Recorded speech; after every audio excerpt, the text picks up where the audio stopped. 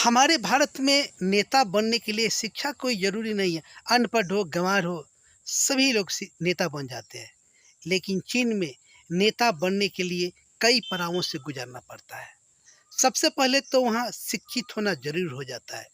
इसके बाद अगर कोई चीन का व्यक्ति राजनीति करना चाहता है, नेता बनना चाहता है, तो सबसे पहले उसे किसी पार्टी के कार्यालय से एक फॉर्म फिलअप करना होता है। उसके बाद उसे एक लिखित परीक्षा देनी होती है। अगर वह लिखित परीक्षा में पास हो जाता है तो उसका अगला पड़ाव शुरू हो जाता है।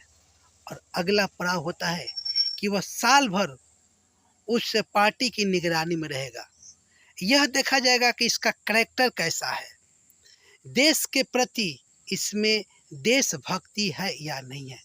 यदि वह इसमें सफल हो जाता है तो फिर उसका अगला पड़ाव शुरू होता है।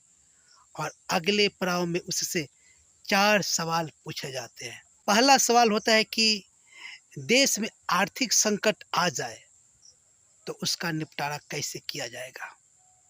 दूसरा सवाल है कि देश में जॉब कैसे क्रिएशन किएगा। और तीसरा सवाल होगा कि देश से गरीबी कैसे हटाई जाए अगर देश में गरीबी आ जाए तो। और चौथा सवाल होता है इन्वायरमेंट से लेकर, जो इन्वायरमेंट समस्याएं नित प्रतिदिन बढ़ती जा रही है, निपटारा कैसे किया जा सकता है।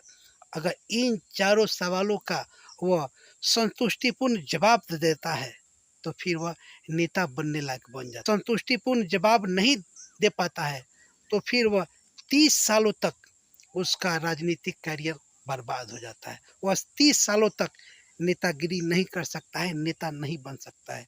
30 सालों के बाद ही वह प्रेसिडेंट या कोई अन्य मंत्री बन सकता है। और हमारे यहाँ तो शिक्षा का कोई वैल्यू नहीं, तब देश का कैसे विकास होगा।